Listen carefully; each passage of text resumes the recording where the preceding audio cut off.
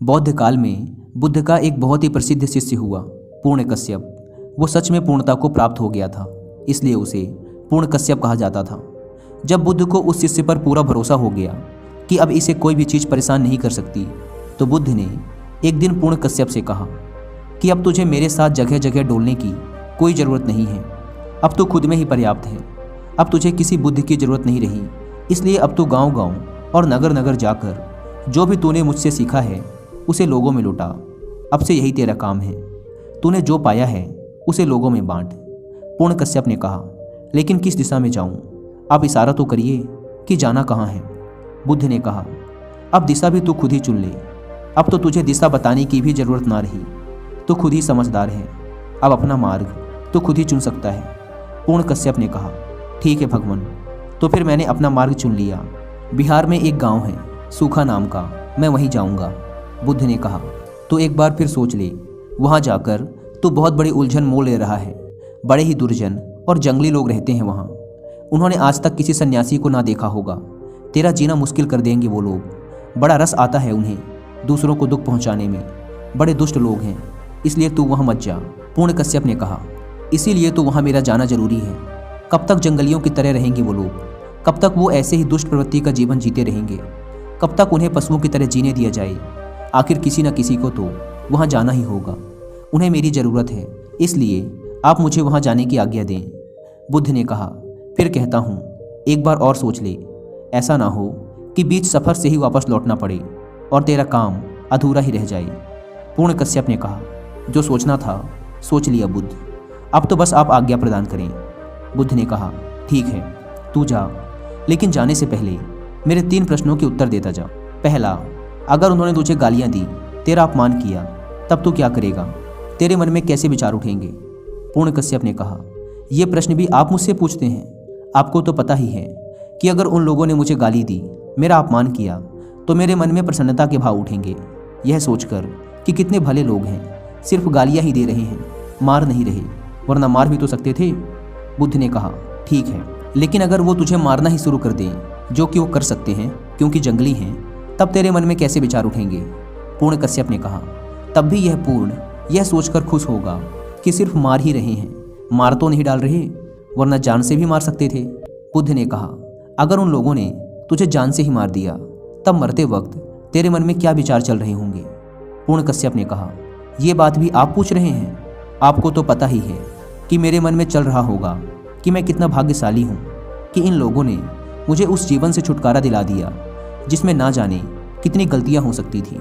यह सुन बुद्ध ने कहा, अब तू जहाँ जाना चाहे तू जा। अब तेरा कोई कुछ नहीं बिगाड़ सकता। अब तुझे कोई गाली नहीं दे सकता। अब कोई तेरा अपमान नहीं कर सकता। अब कोई तुझे मार नहीं सकता। ऐसा नहीं है कि वो तेरे को मारेंगे नहीं, तुझे गाली नहीं देंगे। हो सकता है कि उनमें से कोई तुझे जान से ही मार दे, लेकिन अब वो केवल तेरे शरीर को ही मार सकते हैं, तेरे बाहरी शरीर को ही गाली दे सकते हैं, सिर्फ उसी का अपमान कर सकते हैं। अब वो तेरी आत्मा और तेरे मन के साथ कुछ भी नहीं कर सकते। सारा खेल मन का है कि कैसे हम इस दुनिया को देखते हैं, कैसे विचार अपने अंदर पालते हैं। उसने मुझे मारा, उसने मुझे गाली दी, उसने मुझे लूट लिया, उसने मेरा अपमान किया। जो ऐसी गांठें मन में बनाकर नहीं रखते, उनका बैर शांत हो जाता है।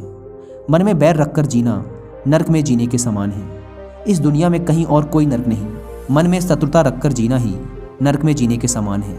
हम जितनी ज़्यादा शत्रुता अपने आसपास बढ़ाते चले जाते हैं, हम उतना ही बड़ा नर्क अपने लिए बनाते चले जाते हैं। हम जितनी ज़्यादा मित्रता अपने आसपास बढ़ाते चले जाते हैं, हम उतना ही बड़ा स्वर्ग अपने लिए खड़ा करते जा रहे हैं। स्वर्ग नर्क जैसा कुछ भी नहीं होता।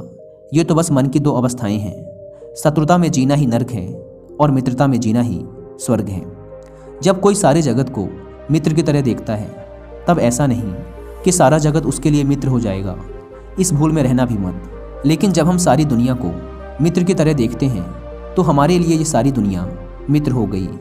हमारे सारे शत्रु समाप्त हो गए। और अगर कोई हमसे शत्रुता करेगा, तो वो शत्रुता उसके मन में होगी, वो उसकी पीड़ा पाएगा, हमें कोई पीड़ा ना दे सकेगा। इस संसार में शत्रुता से शत्रुता को कभी मिटाया नहीं जा सकता। केवल मित्रता से ही शत्रुता को शांत किया जा सकता है। कुल मिलाकर सब कुछ हमारी सोच पर ही निर्भर करता है कि हम सकारात्मक सोचते हैं या नकारात्मक। नकारात्मक सोच का परिणाम भी नकारात्मक ही होना है।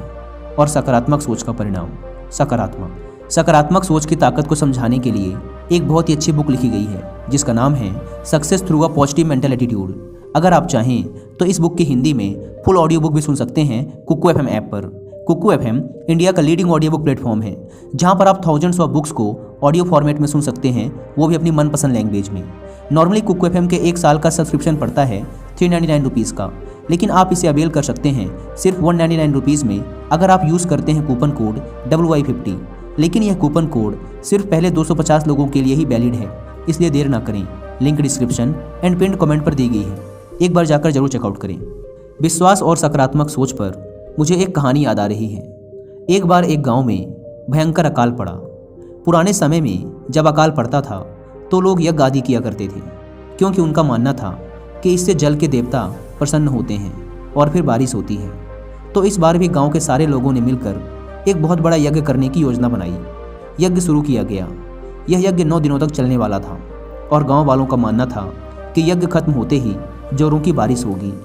9वां दिन भी आ गया, जिस दिन सारे गांव वालों को इकट्ठा होकर यज्ञ वाली जगह पर जाकर जल के देवता से पानी की मांग करनी थी।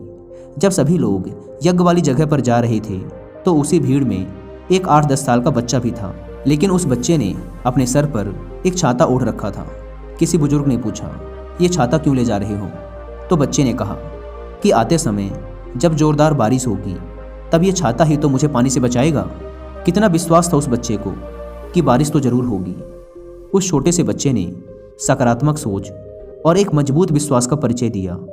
अगर इसी विश्वास और सकारात्मक सोच के साथ हम अपना काम शुरू करें तो हो सकता है कि थोड़ा समय लग जाए, लेकिन यकीन मानिए कि उस काम में हमारी सफलता निश्चित है।